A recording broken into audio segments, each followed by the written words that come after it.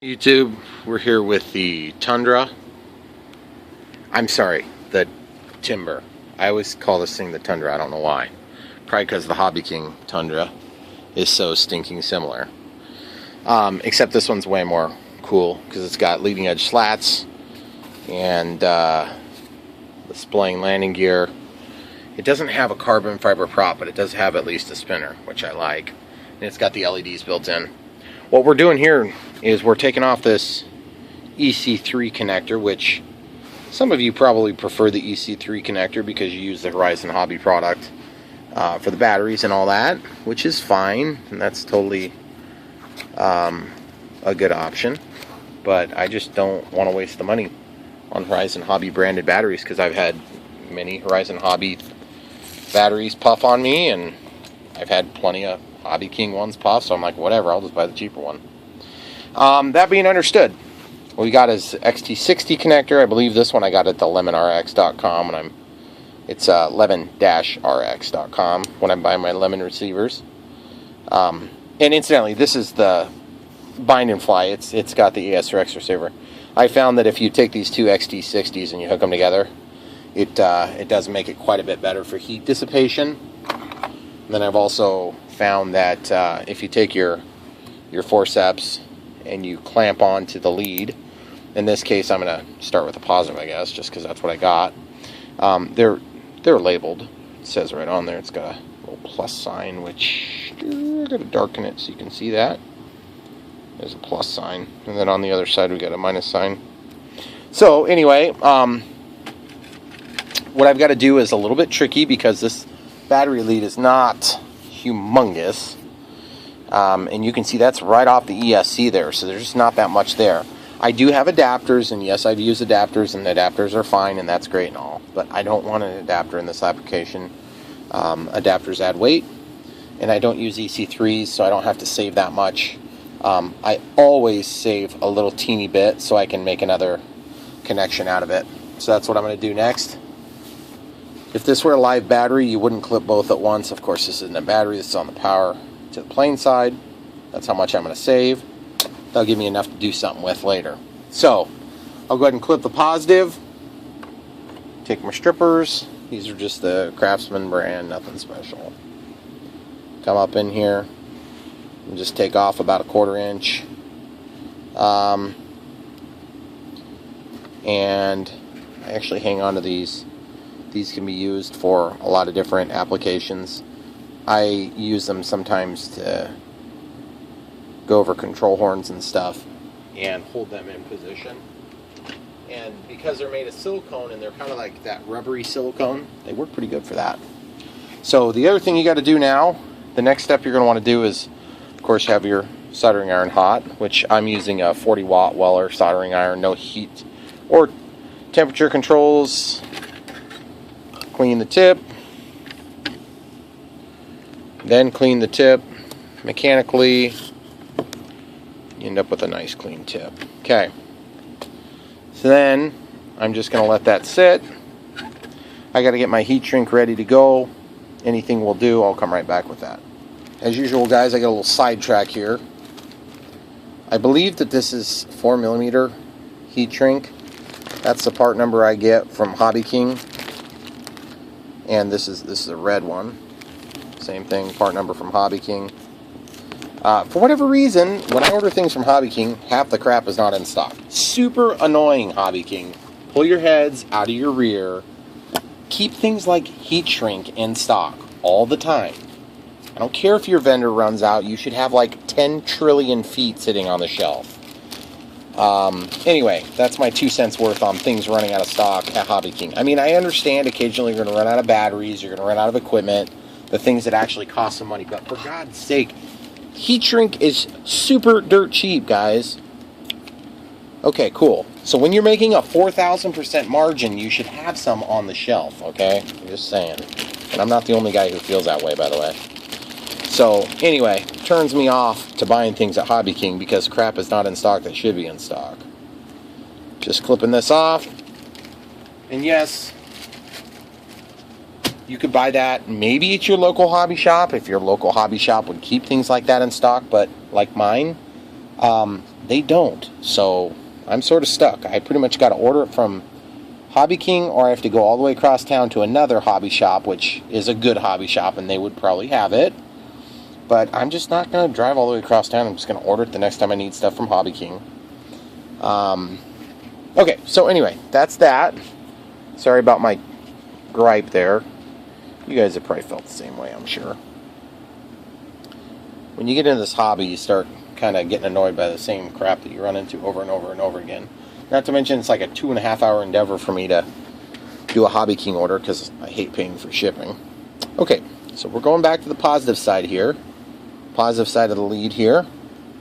I'm just going to actually fit this in here and see if I can get a better angle so you guys get a better view of that. Okay, so these forceps with the bent end seem to be the ones I always use. I'm just going to drop that down in there and make sure it fits good, and it sure looks good to me. So now at this point, part of my problem is I have to have this whole, I use pillows or whatever I've got lying around to keep the finish protected on these planes, because the foam is super easy to dent. And so what I'm going to do in this case, hope you guys aren't getting seasick there, sorry about that. What I'm going to do next is I'm going to go ahead and tin this line up so that it will be halfway there, and it should heat up a little bit quicker and make that joint between the two quicker. Just get a little bit of heat. You want to get some solder on the tip of your soldering iron. That helps to bridge the gap between the tip of your soldering iron and the actual conductors. In this case, the copper, or whatever alloy that is. And I'm just going to fill that thing up with solder. Use a good leaded solder. I don't care what the EPA says. Screw those guys. I want lead. Lead makes connections that work. They do not grow stalactites over time like silver will. Okay, so you see that fits nice all the way in there. It's even going deeper now. Now that we have a better pocket, more resistance there, we can drop that down in there even deeper. Okay, so the next thing I'm going to do is I'm going to get this, I'm going to actually write it into the hole. And I'm going to let that solder drip down in a little teeny bit and just run a little bit of it in there. Might as well do the other side while I'm at it. Don't want that to get on the outside. It makes a real mess when you go to pull your heat shrink down. Okay. If it's not shiny, you probably didn't get a good joint. Okay. So make sure it's shiny. And then the other thing is, when you clamp onto this positive side with your forceps, that'll help to dissipate the heat even furthermore. Because I have the other XT connector, and then of course I've got the other half of that. Okay, so now all I have to do technically is heat this, and it should dive down in there. So I'm just going to heat it a little bit on the lead, a little bit on the connector,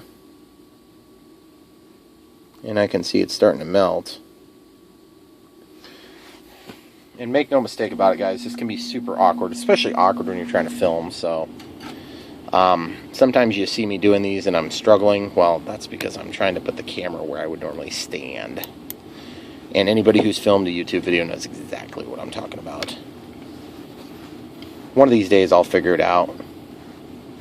Okay, so I'm now going to be pushing. Don't put your finger on that. It's going to be hot as you know what. Okay, so I'm heating the wire. The wire, of course, is penetrating down into the connection point.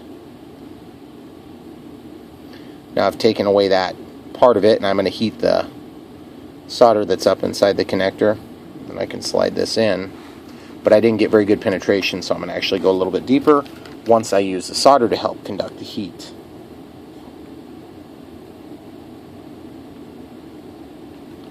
The idea is surface area for transmission of electricity, and power in this case. We're not just talking about getting some voltage through, we're talking about getting a lot of current right now to pass through this connection. So you do want to get a good, nice, sturdy connection. Now it's pushing in. Nice. That solder pooped out. That's not so good. Try to give you guys a shot of that. You see how the solder kind of pooped out around the edge? That we can get over. We can get over that with with our heat shrink, so I think we'll be okay there. So yeah, I can live with that. So now we can detach from this end with the forceps. Still very hot. And what we could do is, if we wanted to, we could pull that heat shrink down, but we're probably not going to pull that heat shrink down until we're done with the other side as well. And you can see that we do have a little bit of a gap here. And I'll demonstrate that with the screwdriver. The screwdriver here. Man, that thing is still so stinking hot. Big surprise, right? See that? There's a gap right in there. That's because the thickness of the silicone wire. So if I would have been more careful and stripped back a little bit further, then I could have made a longer contact point. But I'll be honest with you, I'm satisfied with the amount of contact point there. I feel like we got enough to get the job done. It's going to be very mechanically stout. And the only problem is that my heat shrink half shrunk on me, which sucks. But I do have a trick for that. What you'll want to do is grab Windex or a similar product, Windex, and just spray the silicone wire. Give it a little spritz, and that will lubricate the wire. Then it also will cool it. And watch, you can slide this heat shrink now, and sometimes you'll get lucky, sometimes you won't. You can sometimes walk it up onto the edge by spinning it. And look at that, guys. Look at that. Look at that. There it goes. Saved having to redo that connector. Just spin it, spin it, spin it. Don't rip it, though. If you rip it, you'll have to redo it. Yeah, baby, we got lucky on that one. And you want to get that down just a wee bit further so that it's covering up all the, potential areas for contact. And there you go. See, it slid down there. So we're okay now on that. Normally, I wouldn't heat it at this point, but just given the step that we just ran into, I'm going to go ahead and heat it. Now, this is pretty far from there, so it should be okay. Heat.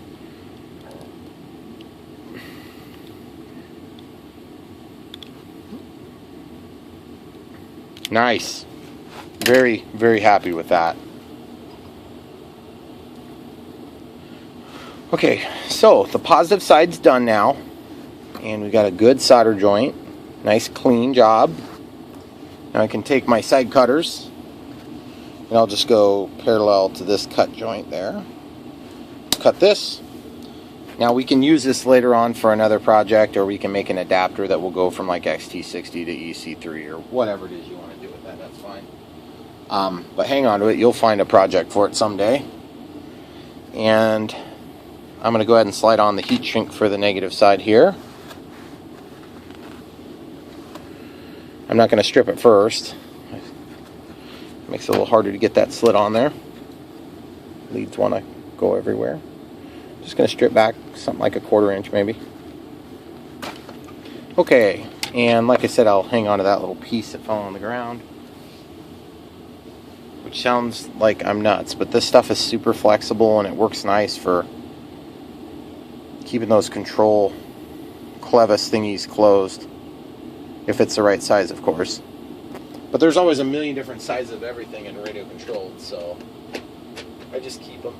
Keep them like I keep everything else. Just ask my wife. I keep everything.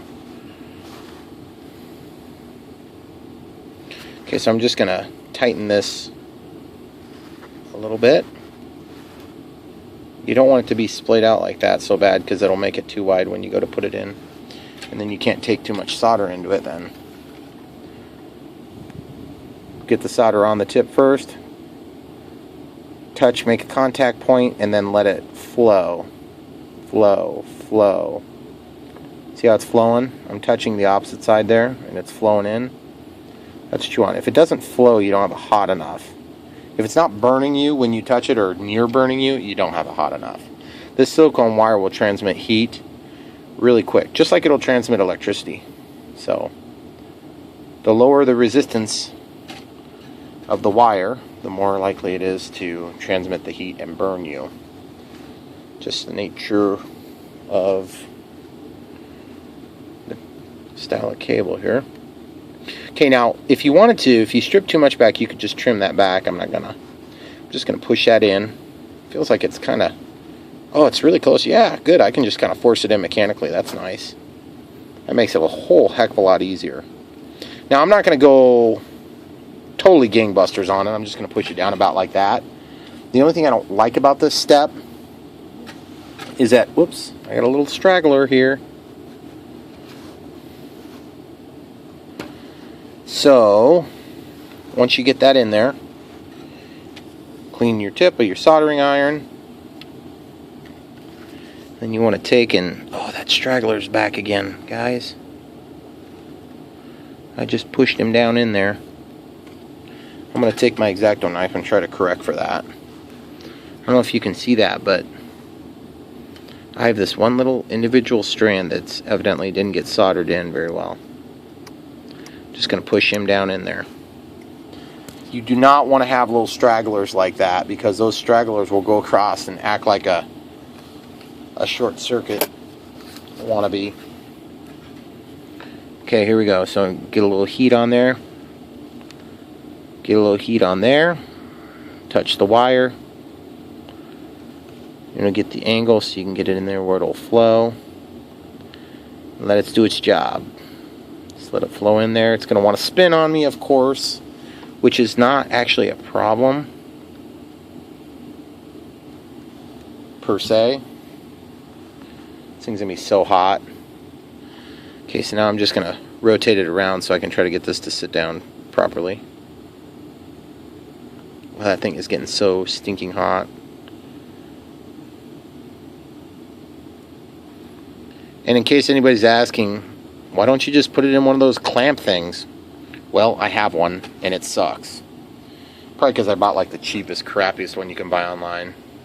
Doesn't work with the crap. So I found the easiest way is to just use, if you're going to use something, just use vice grips of some sort, channel locks or vice grips, and then these are awesome. So anyway, that solder joint's done. So now we just need to inspect it. It's mechanically stout. Now, if you slide this down and you don't make it over the edge, you're going to regret it, because then you'll have to do like we did on the other side. So I'm just going to give it just one quick second. If you can touch it with your fingers, you can slide the heat shrink over. You just got to be kind of quick about it. See how that sunk all the way down in there? That's what you want. That's the ideal way to do it. It doesn't always work that way, but that's the ideal way. So I'm just going to heat that up, give it a little bit of heat, give it a little bit of heat. Hard to see the flame in the video, I'm sure, but it's there. Alright guys, that's how you do it. Now what we're going to do is we're going to go up and probably do like a build video showing how we put the rest of this thing together. And I'll be able to use my XT60 connectors now and not have to have an adapter. So if you're wondering where I got these black XT60s, that's just what they seem to be pushing at Hobby King right now. You notice I grabbed that because it's still really hot. So there you go. Oh, another trick that you can do if you have trouble unplugging these is to take yourself an X-Acto knife and score just little channels on there so that you got a little texture, but just make sure you score the other direction too. And that'll give you a little bit of traction for when you're detaching your batteries. Now, don't get too crazy about that. If you go too deep, you'll actually make a weak spot, which this is a weak spot, Brian. Of course it is. But that weak spot will allow this to fail in that point, because these things, I mean, what is the primary purpose of this connector? It's an isolator. So it stops the electricity from melting and then shorting across to something else more important, like a roof or, you know, the car you crashed into or whatever it happens to be. So in this case, you don't want to weaken it too much, but you do want to try to get that extra traction. So I've had a few of these where they get warm. So these XT60s, I believe, are rated for 60 amps current. And then maybe a little bit more, like a 90 amp peak. But don't hold me to it. Do your own research. And manufacturers do vary, so you have to check that out. Thanks a lot for watching. Hope this helps you. Don't forget to like and subscribe.